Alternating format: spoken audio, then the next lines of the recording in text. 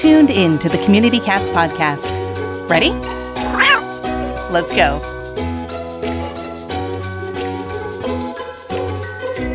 Welcome to the Community Cats podcast. I'm your host, Stacy LeBaron. I've been involved helping homeless cats for over 20 years with the Merrimack River Feline Rescue Society. The goal of this podcast is to expose you to amazing people who are improving the lives of cats. I hope these interviews will help you learn how you can turn your passion for cats into action. And today, this is part one of a webinar that we held back in May called Targeted TNR and Getting the Most Bang for Your Buck.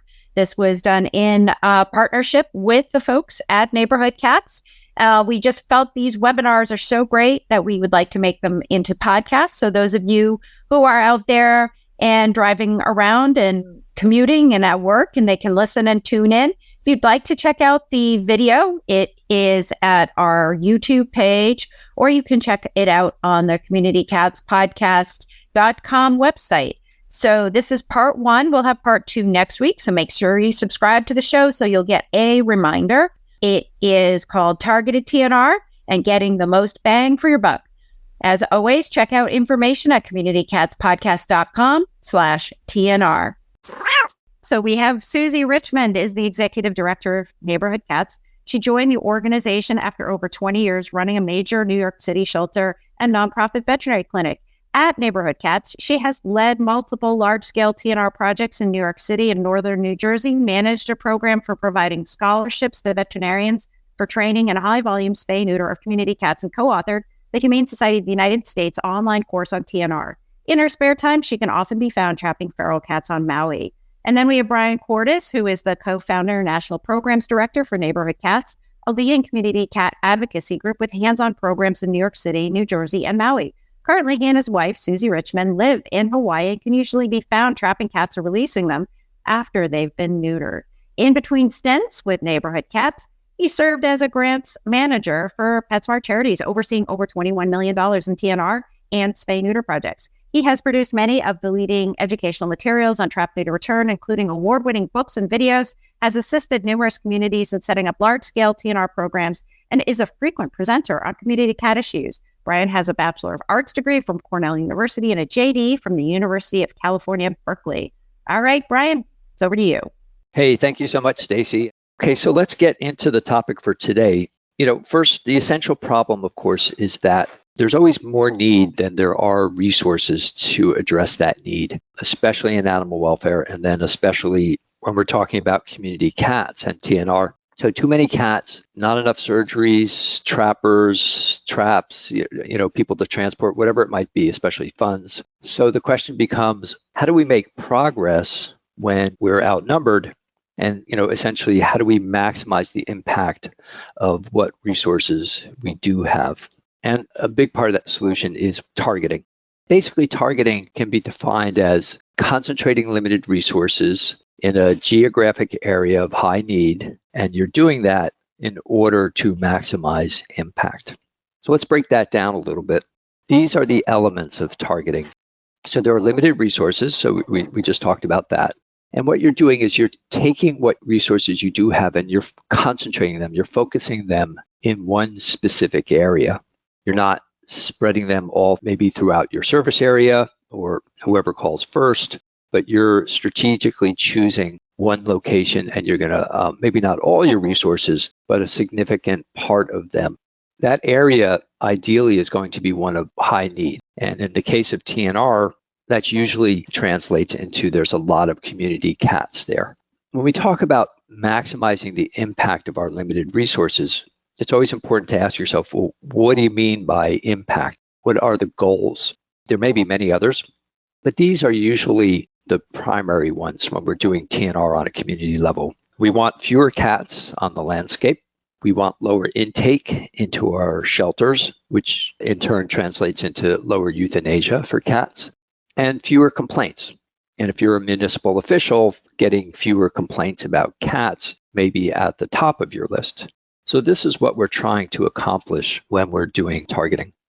So I want to start by actually not talking about cats, but about other areas, other topics where targeting is involved, to make the point that this is not unique to animal welfare. It's a practice that has been used in other areas successfully for quite some time. And what you're seeing here in this slide is a map of New York City. And so there was a time, maybe 20 years ago or so where, the crime problem in New York City was really quite severe. And new strategies were being introduced in order to combat that. And the first step that was taken was the police department made a map of all the homicides that had taken place in this city over the course of 6-7 years. And what you're seeing in this map is the green dots, or wherever a homicide took place. What you can see is how these areas are concentrated, right? The green, I think, is with a gun. Getting kind of gruesome here, I know. But you can see how there's real concentrations of crime in Upper Manhattan and the Lower Bronx. And then down at the bottom of your screen, you can see there's about the middle of Brooklyn. So this is where the high crime areas were taking place. So once they identified these areas, then they implemented their strategies. And that's, again, you see the same map that we just saw on your right. And on your left, what the police department did was they took all the graduates from their police academy, all the rookies, and they surged them into these high crime areas. And they started what at the time was very controversial stop and frisk policy. And on the map on your left, you can see that the darker areas are the ones where the police activity intensified. And notice how that completely overlaps with the areas that were identified as having the most homicides. So this was a way of targeting police resources into high crime areas. And it was very successful. Again, not without controversy. The way they were doing stop and frisk left a lot to be desired and was highly discriminatory. And there are constitutional issues with that. But in terms of suppressing crime, it drove the homicide rate throughout the city down, dramatically. As another example, you can plot poverty. So in this map of New York City, the darker red areas are the ones with single-parent households, the most single-parent households living below the poverty line. Not coincidentally, those areas overlap a lot with the areas where there's high crime.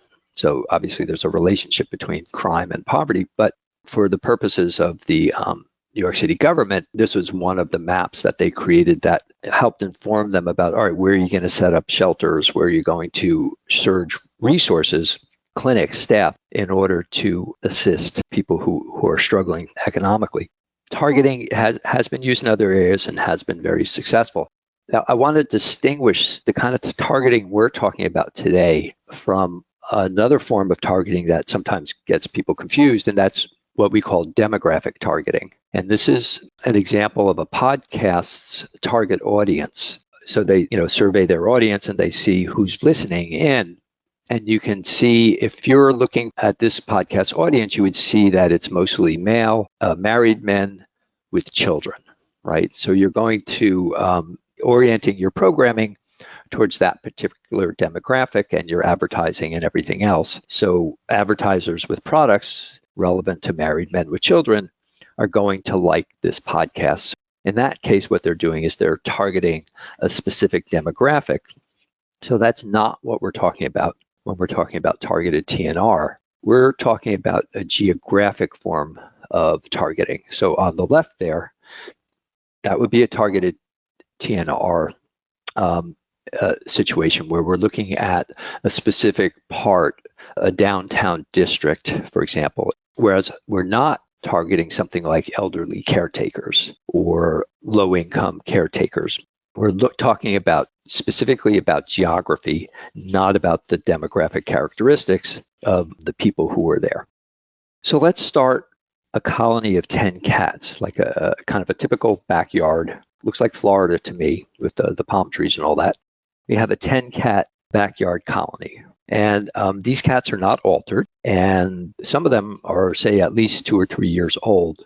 The first thing I want to start off with asking everybody, well, if these cats are not fixed, and there are 10 of them, and some of them have been around for at least a few years, how come it doesn't look like this? We've all seen the famous graphic, right? Which is the cat pyramid. If you have 2 cats and they have 2 litters a year and 3 of them survive and blah, blah, blah, after, 6 years, you've got a cajillion cats, right? How come that isn't happening in our example? Any guesses? Limited resources, that's a good start. What would be the key predation? Yeah, that might be part of it. But what would be the key phrase would describe the limit that's on how many cats can be in a certain area. Carrying capacity. Okay, somebody nailed it. Sorry, I'm not able to click and see the names, but yes, that's it. It's about carrying capacity. I'm bringing this up because in order to really understand targeting and why it's necessary, you have to understand the concept of carrying capacity. So the reason that there are 10 cats in that backyard colony, and if you do nothing in 2 more years, there'll probably still be around 10 cats, give or take a few, in that area, is because there's only so many cats that particular location can support. That's called the carrying capacity. That capacity is limited by the things you see listed here: how much food is available, how much shelter is available, kitten mortality, what's the size of the territory, how many cats can coexist there, and also something that I call the social tolerance level, which is maybe people tolerate those 10 cats and they're running around in their backyards, but let's say it got to 20, then all of a sudden you're getting calls to animal control, or people are trapping them themselves and maybe abandoning them or surrendering them to a shelter. All these things combine, but primarily food is the most obvious one. Think about another animal, like say deer, and you've got deer living in a forest, right? Well, there's only so much food in that forest. So when the deer population hits that limit, then natural forces take over, right? The lack of food will lead to malnutrition, to starvation, and nature starts to control. Some of the deer will go off, try to find new territory. It's the same thing with cats. When the carrying capacity of an environment is reached, then you start to see things like tomcats killing kittens. You start to see disease setting in. You start to see cats heading out and trying to find new areas that they can reach and recolonize. Now with cats, it's a little bit different because the food source is what we call fungible, meaning that it can grow or shrink according to the number of animals. So somebody is feeding 10 cats and then they see a litter of kittens and now there's 15 cats. They can increase the food source, unlike the forest with the deers. However, even that has a limit to how many cats somebody is going to be willing or able to feed. And then you have these other factors kicking in too, like shelter and again, social tolerance level. The rest of the neighborhood is not going to stand by and watch that happen. So the idea is that there's a natural cap to how many cats can be at a specific location. So we go back to our colony of cats, and there are 10 because that's the carrying capacity of this particular neighborhood. Do you need expert help taming feral kittens for adoption? Watch the Taming Feral Kittens and Cats full-length workshop video, now available for free on the Urban Cat League YouTube channel. Go to youtube.com and search Urban Cat League to see all of their videos to benefit community cats. Do you want to make things easier on yourself and the others in your organization? Our friends at Dubert have teamed up with the Dallas Pets Alive and Spay Neuter Network teams, and together they have created the Companion Case Management module. It allows you to be more proactive with all your organization's needs, create cases for your clients, and organize them by type. Whether it is a rehoming situation, a pet parent needing food or medical assistance, or simply spay and neuter inquiries, CCM can help you manage all of them right from the Dubert system. Plus, a huge bonus, it allows you to connect with those clients right from the case, so there is no need to open up new windows for emails or pull out your phone for text messages. Check it out and learn more at www.dubert.com to get started today. Ever wanted to quickly connect, collaborate, or problem solve with others in the animal welfare field who are, real people? Look no further than Maddie's Pet Forum. Maddie's Pet Forum brings people of animal welfare together with the common goal to keep more people and pets together. We share ideas, expertise, offer each other support, resources, and more. Visit forum.maddie'spetforum.org/cats. Maddie's Pet Forum. Come for an answer. Stay for the community. Now, let's say we're going to do TNR here, and we just kind of grab 3 cats and fix them. And we think to ourselves, well, that's 3 fewer cats who can reproduce. So we're making progress. Is that true? Are you making any progress? No. And why not? You're not, because remember, the carrying capacity is around 10, and the 7 cats that are not fixed can produce plenty of kittens and more than enough to keep the level of the population at around 10. You've helped those 3 cats as individuals. They'll be healthier, but you've done nothing to control. From a population control point of view, you've wasted 3 surgeries. And that's something that, especially these days, we really don't want to do. The answer to that, of course, is fix all the cats, or as close to 100% of them as you possibly can. And this is what we call colony level targeting. So when we're talking about a specific group of cats and we're trapping them out, we're not just putting out traps and grabbing the first 4 or 5 or 6. We're staying there until we can get as close to 100% of them fixed as possible, because that gives us our best opportunity for the population to go down over time. There are other factors we'll talk about, such as immigration of new cats or abandonment, which can make the population go back up. But nonetheless, this is your best opportunity.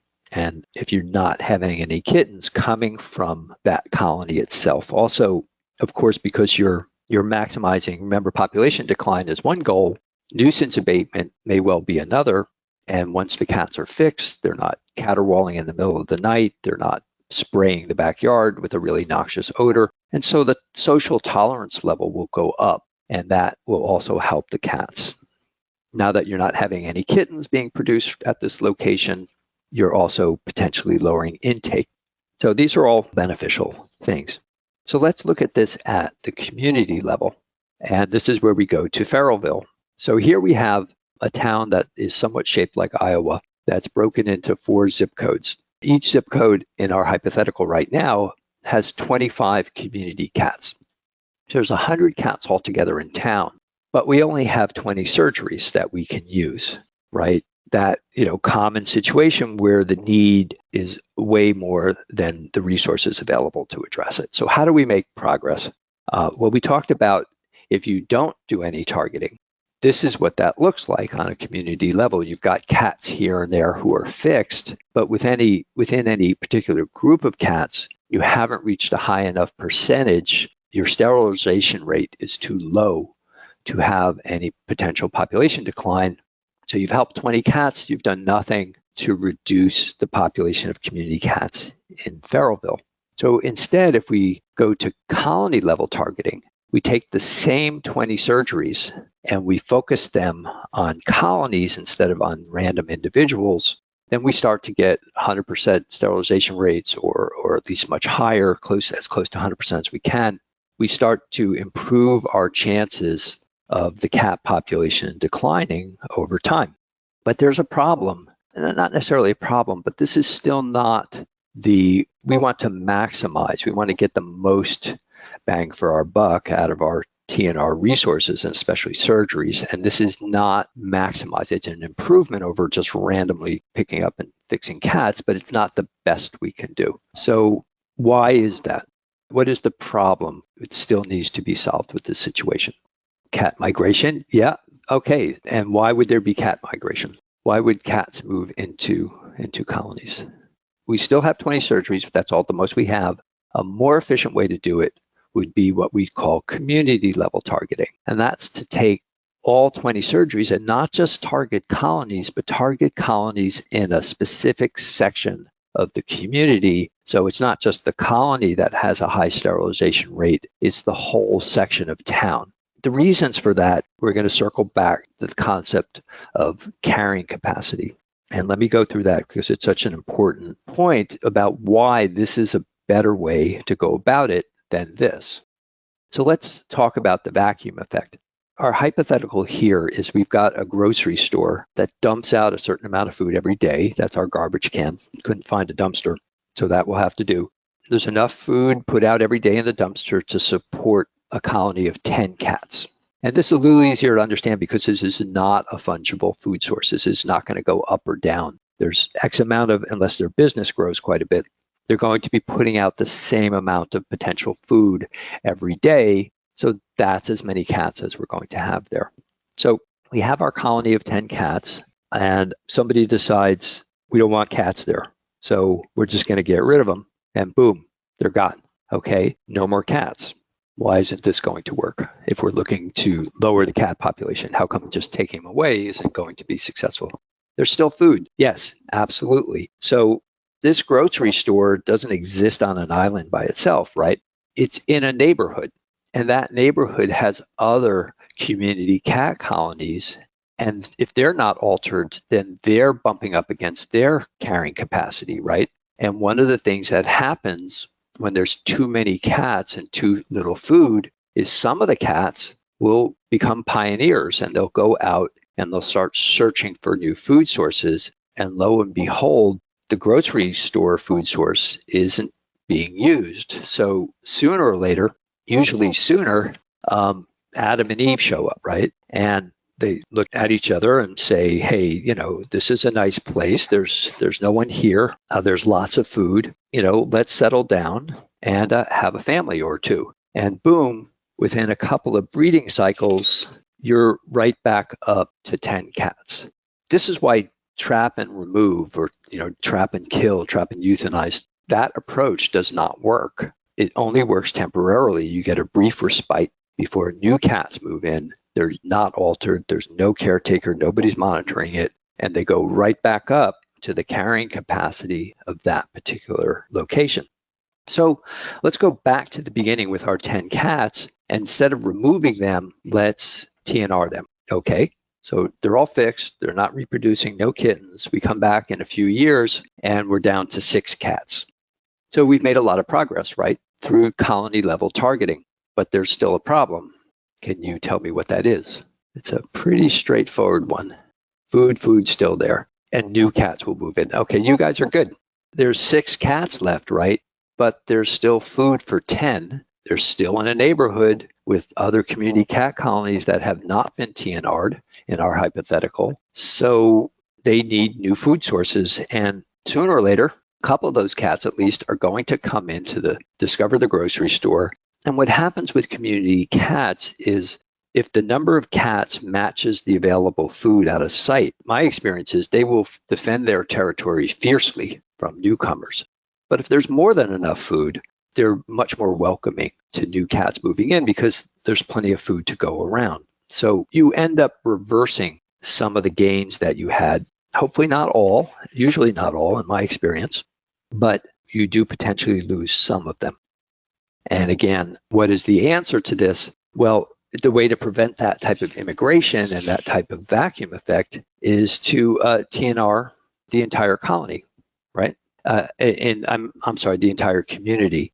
This is where targeting comes in. So instead of fixing all the cats at the grocery store and then running off to another part of town and fixing all the cats in a different colony, same number of surgeries, but allocate them to the same area, the same location, and you can eliminate the vacuum effect because of all the cats in the community. If all the different colonies are sterilized and their populations are declining at the same time, you've eliminated feral cat, community cat migration as a source of new cats. You still have to deal potentially with abandoned cats or lost cats.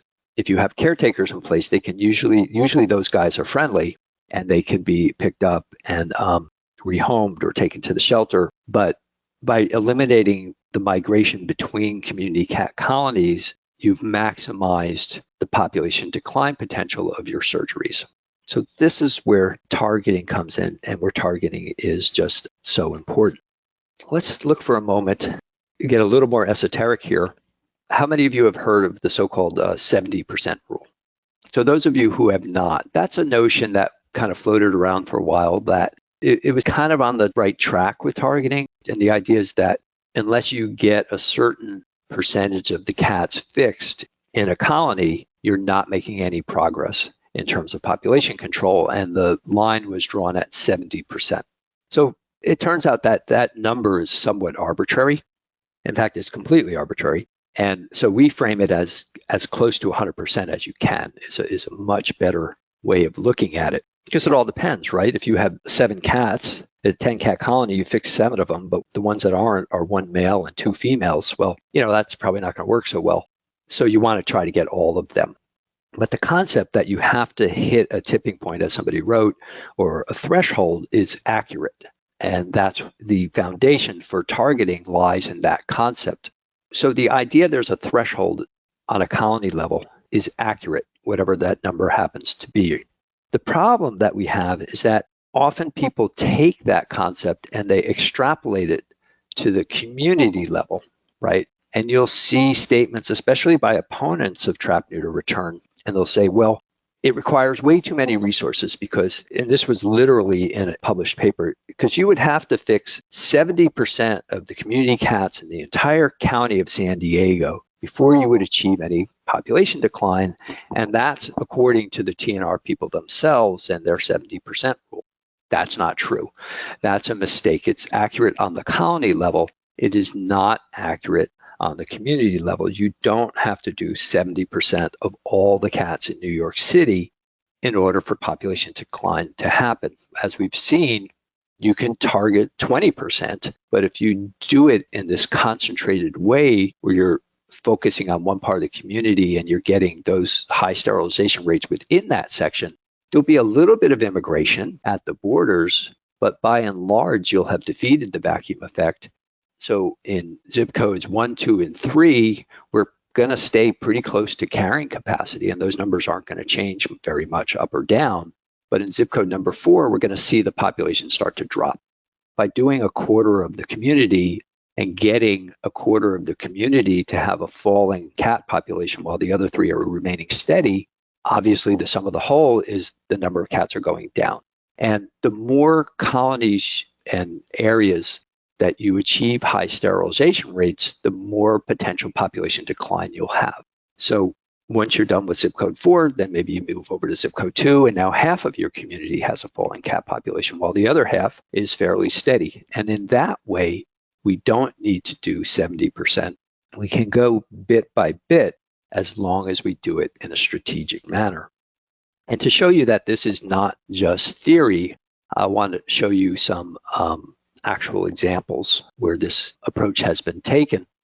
And this is a project that was performed by the Humane Society of Tampa Bay back in 2010, 2012.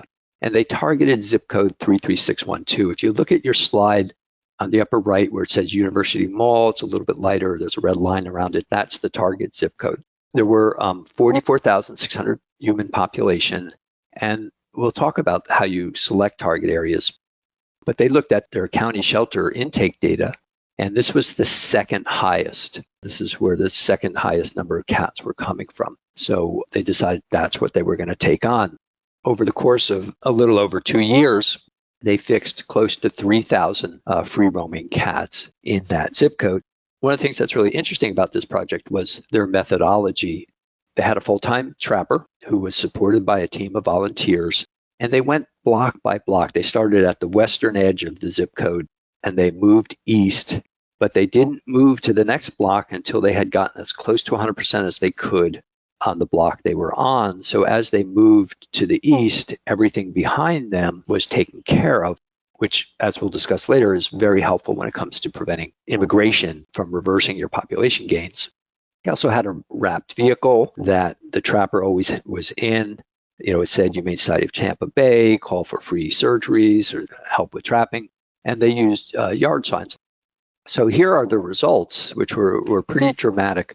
The chart on the left is the intake coming from that zip code, and you can see how, compared to the baseline year of 2009, which was the year before the project began, intake from that zip code dropped by almost half. Also, what's interesting is that the project ended in 2012, but intake continued to drop in 2013, the year after it ended. If you look at this chart on your right, that's everywhere else in Hillsborough County's service area, except for zip code 33612. Now that went down too, but the drop was 3 times faster, just about 3 times faster in the target zip code. And in 2013, in the rest of the service area, intake started to tick up again. So you can see how dramatic the impact was on, at least on intake.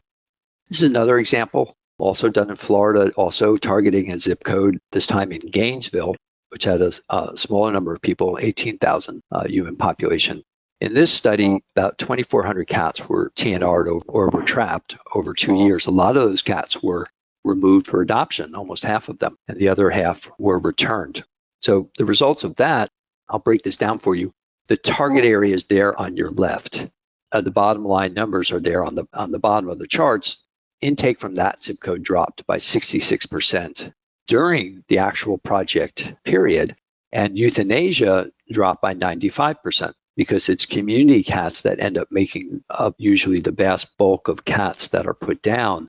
So when they stop coming in, the euthanasia rate starts dropping a lot faster than even the intake rate. So pretty dramatic decline.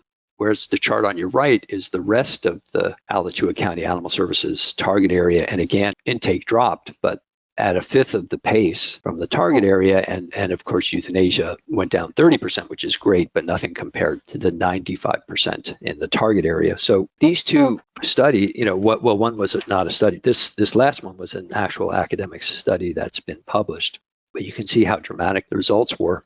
Also want to tell you about Newburyport, Massachusetts, which is our old stomping grounds for our head cat here, Stacy, who was the head of Merrimack River Feline Rescue Society during a lot of this project. This is a river town in Massachusetts, coastal Massachusetts. And in 1992, there were approximately 300 cats who were living on the riverbanks where there were lots of restaurants and a high tourist area. So there were lots of complaints. There were, a big problem with the cat overpopulation. So beginning in 1992, a community TNR program was initiated. And eventually, over the course of, I think it was about 6 or 7 years, all the cats were either fixed or adopted. The last cat passed away in 2009. And that kitty, by the time he passed away, had, I think, over 30 feeders who had signed up for shifts. It was an extremely well-organized program, and, people enjoyed doing it. But because all the cats in the community were fixed and there was a natural barrier of a river from new cats moving in, plus Merrimack River Feline Rescue Society opened up a shelter so people wouldn't be abandoning cats, they took a very holistic approach. And they were able to completely eliminate the community cat population from this particular location. And you can read about it in the published study that you see cited here. Now, one of the more exciting research studies that's been done in recent times was done in kind of a suburb of Tel Aviv in Israel.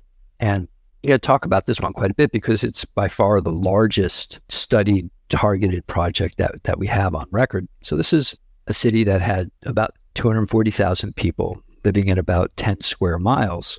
And the study took place over the course of 12 years. So there's a lot of data that came out of this. From 2007 through 2009, the researchers did nothing except collect data.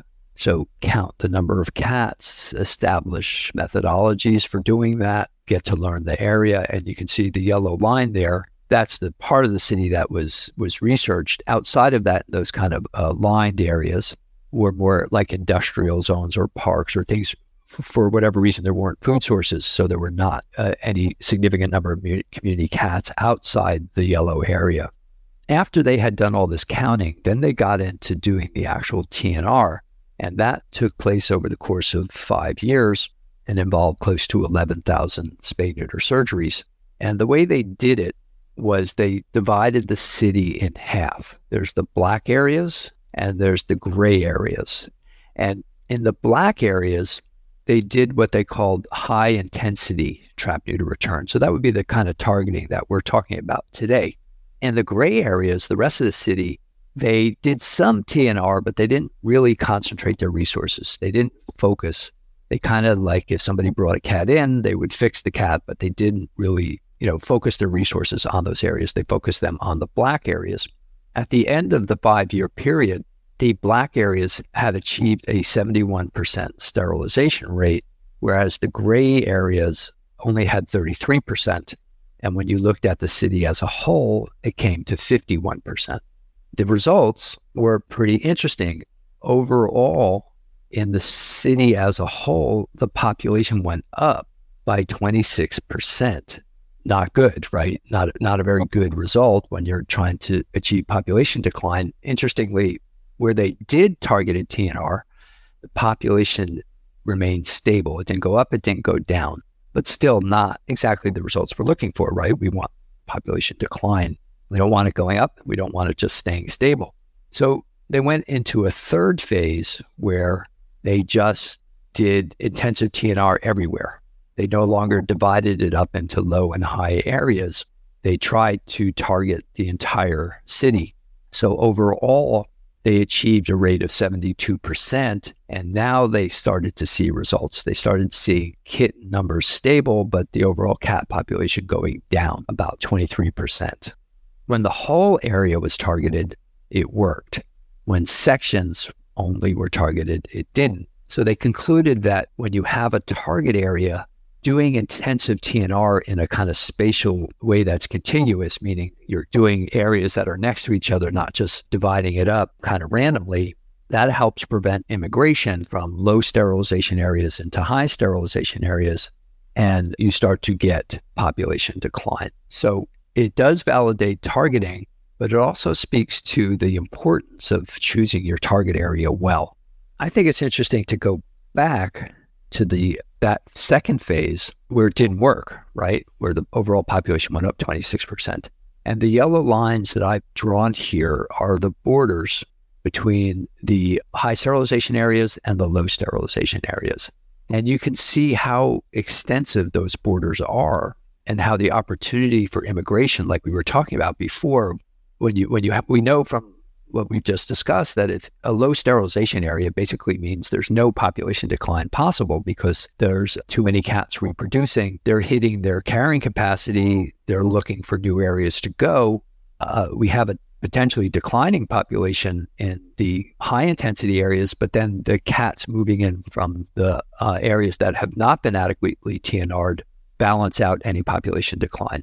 So immigration in this situation is obviously a very significant factor, and there's so many opportunities the way they drew the map and selected where to do high intensity or not, that it kind of crashed the project if you were looking for population decline.